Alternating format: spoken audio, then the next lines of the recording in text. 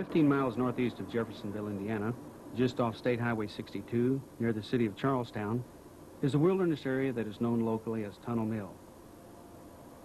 But to me and thousands of more around the world, its real name is Greens Mill, since that is what Brother Branham called this tract of hilly land here in the Ohio River Valley.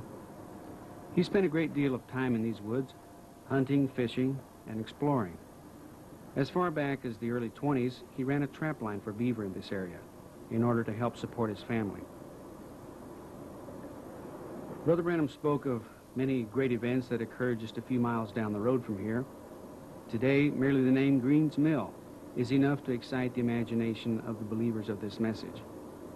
And for many years, people have searched this area for the hiding place where the prophet went when he wanted to be alone, his secret cave. But its location remained a mystery.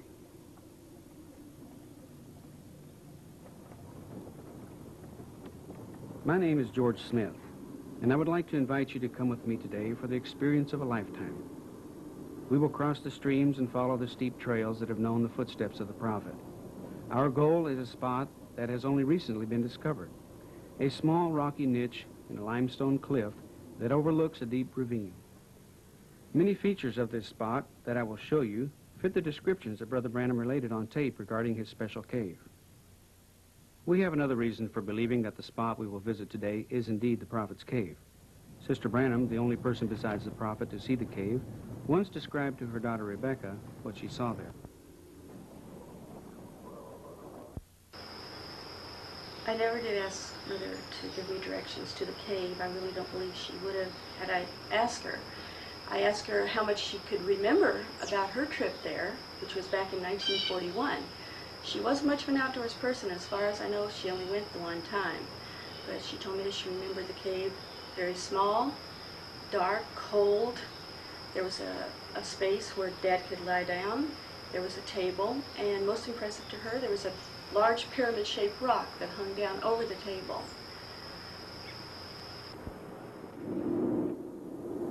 On July 23, 1965, Brother Branham and I drove down this road together. It appeared then much as it does today, with the heavy foliage on the trees and the water fairly deep in the creeks and streams. Every turn in the road brought back memories for him.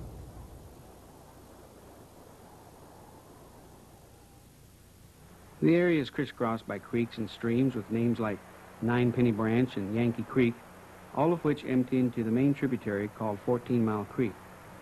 The convoluted path of 14 Mile Creek cuts across the land from north to south, until finally the cold, clear water enters the muddy Ohio River just a few miles downstream from Greens Mill, at a spot that by boat is exactly 14 miles from Jeffersonville, hence the name 14 Mile Creek.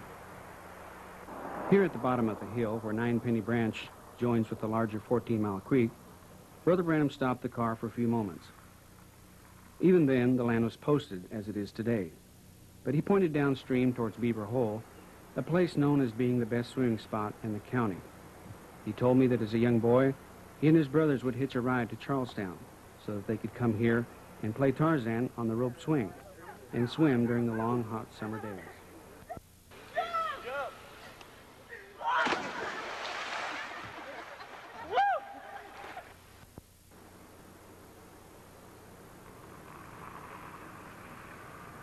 Today, we'll drive on a bit further, following 14 Mile Creek upstream for a ways.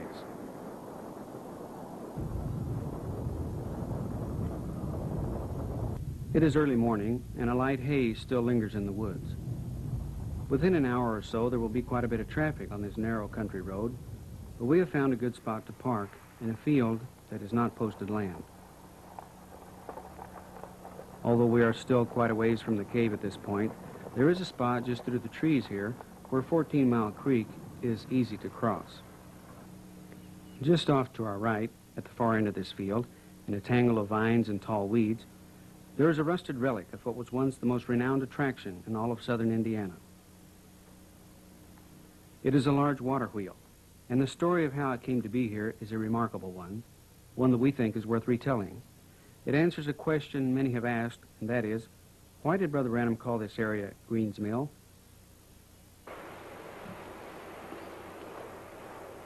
The colorful history of this region dates from the early 1800s, when what is now Clark County was still a part of the huge Northwest Territories.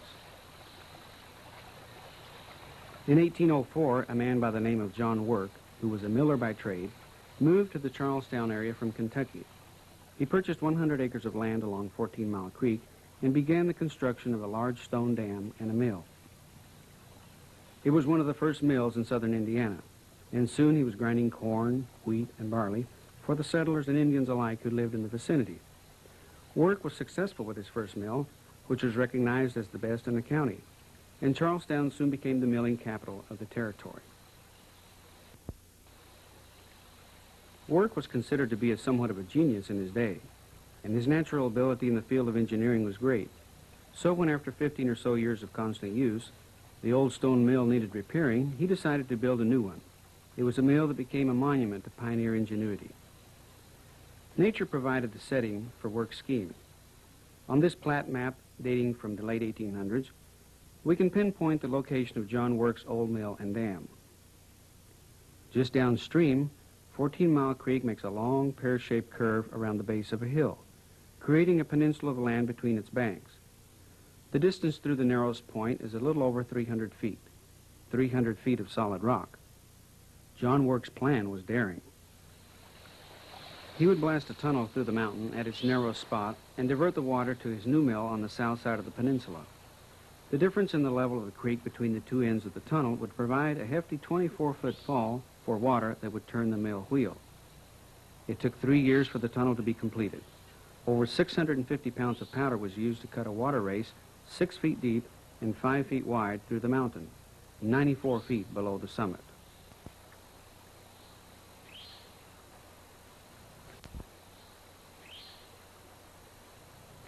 The new mill on the south end of the tunnel was completed in 1829 and immediately became famous throughout the entire state.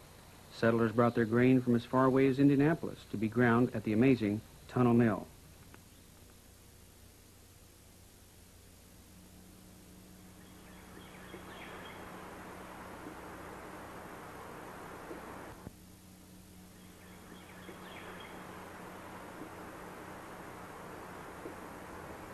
John Work died in 1832, and his son took possession and continued in the business until 1854, when Mr. Wilford Green purchased the property. Although it was still officially called Tunnel Mill, local people began to refer to it as Green's Mill in consideration of the new owner. Today, the rusted wheel is the only evidence left of the legendary mill. The incredible tunnel that provided the never-failing water supply was dynamited closed when it became snake-infested and presented a danger to the Boy Scout camp nearby. The mill itself was destroyed by fire in 1927. To this day, Green's Mill has remained an unknown, out-of-the-way place whose true significance the world will never appreciate.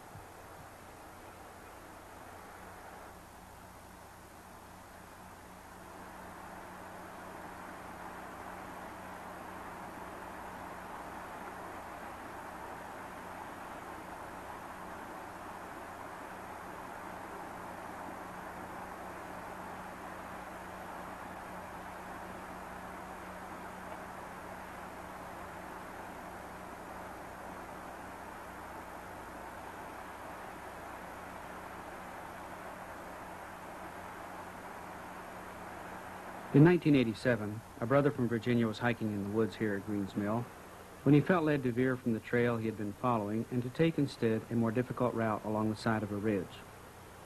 He had walked for some distance when he stopped to catch his breath and looked down. There at his feet was an opening into the side of the mountain. After exploring the interior of the small cave, the brother believed that this was indeed the cave of the prophet, but he felt very hesitant to share his newfound secret. He didn't know if its location should ever become common knowledge. So he chose to remain silent until the Lord showed him what to do. And he kept his secret for nearly 3 years, until in January of 1990, when he felt led to write to Rebecca and describe to her what he had found.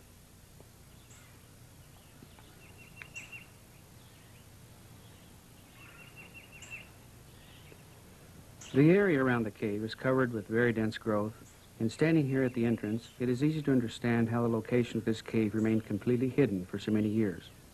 Brother Branham once made the statement that he often would pull a large bush into the opening behind him, totally obscuring the entrance from even the closest scrutiny. It is not difficult to visualize just how that could be done. It is also easy to see that it is a place that was made for the prophet, a small man who was by nature rugged, brave, determined, and fully dedicated. Brother Branham did not come to his cave seeking a comfortable place where he could pray, for there is nothing comfortable or elegant to be found here. Instead, it is a rocky shelter for a true man of the wilderness. Isolated from the rest of the world, here he communicated with the Almighty.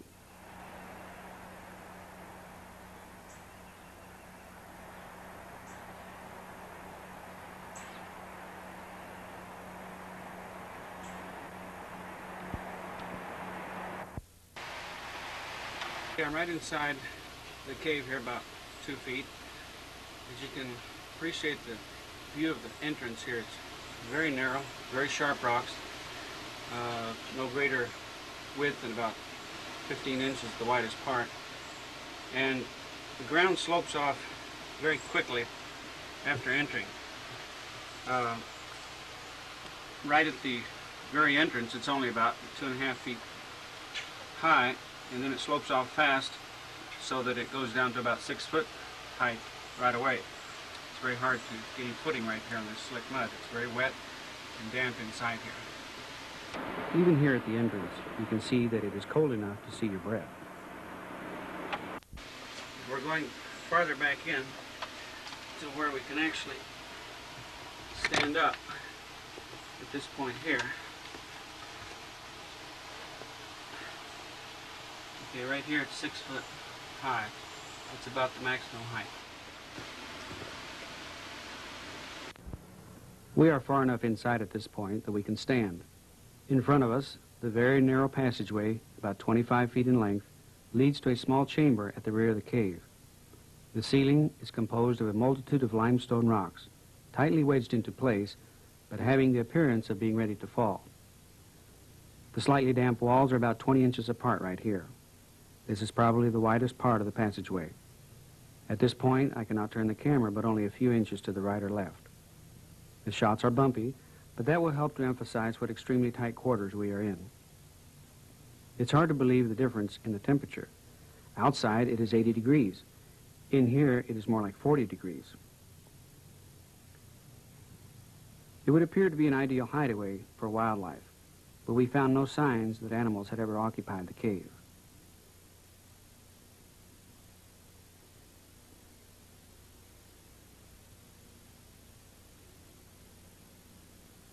The only items found in the cave were on the shelf here to the left, a 1964 penny and traces of candle wax.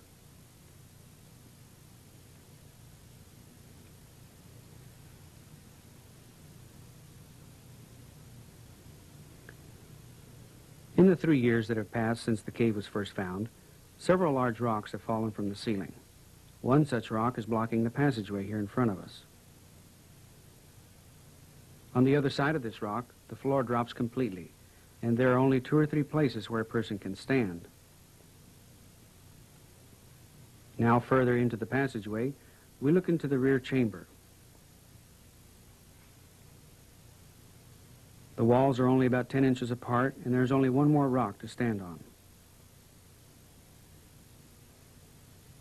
From here, you can see the table and the pyramid rock which hangs down over it.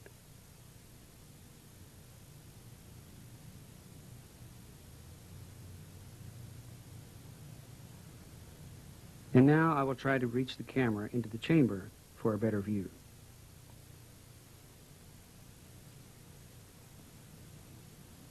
Of the nature-formed pieces of furniture that Brother Branham refers to, only the table is still intact.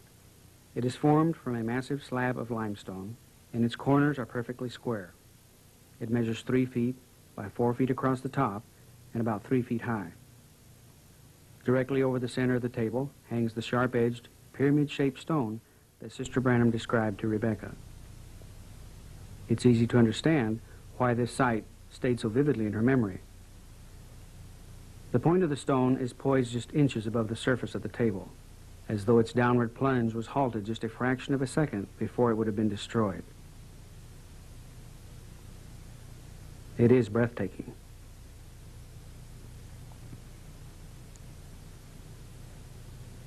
It is our belief that the cave is slowly but surely collapsing inward. As you can see here, the floor beneath the table has fallen away.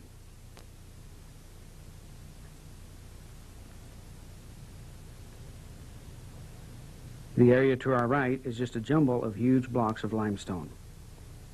In any case, it is no longer safe for us to try and explore further, and maybe it would not even be appropriate for us to do so.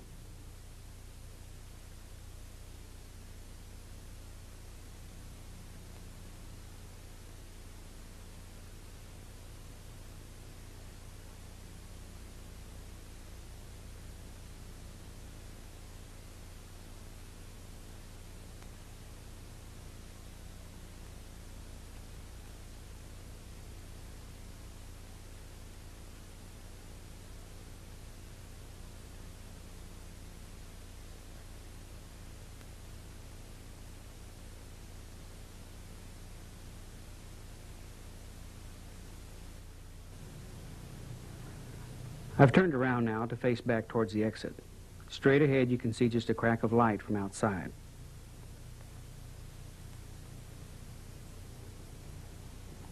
With the light on, you can see again how close the walls are and the curve the passageway makes as it angles back into the mountain, towards the table and the pyramid stone, which are now behind us. From here there's also a better view of the large rock that has fallen within the past 3 years, and which blocks our way.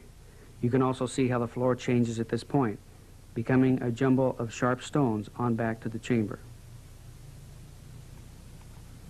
Before we move around this curve in the passageway, bringing the exit into full view, I would like to say that I feel very privileged to have had an opportunity to visit this special place. I stand here, and in my mind I can see Brother Branham pressing his way between these walls, maybe after being back in the chamber praying for many days. I can imagine just how he would climb up through the opening and stand on the big rock that is close by. This is something I will always treasure.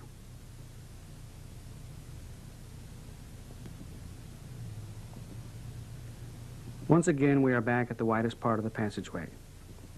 Worth noting are the flat stones in the ceiling here. At no other place in the cave did we find a stone even similar to the pyramid-shaped one that hangs over the table.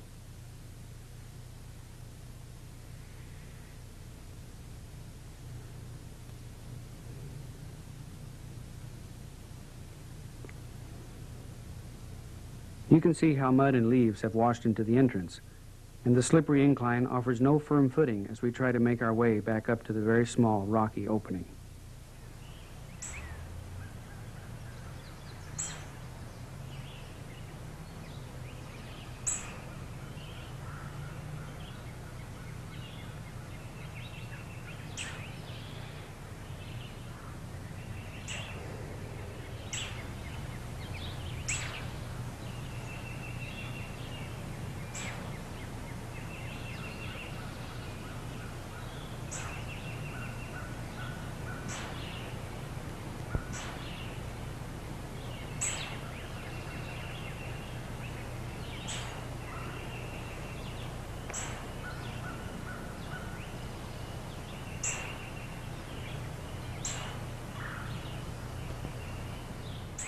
Oh, my Lord. Because of the potential danger to the public that is presented by the unsafe trail and the crumbling interior of the cave, the entrance is now being covered over, and directions to its exact location will not be given.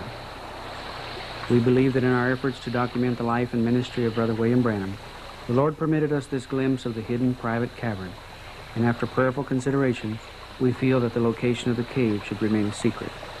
After the last video footage was taken, we carefully covered the entrance, not planning to enter it again.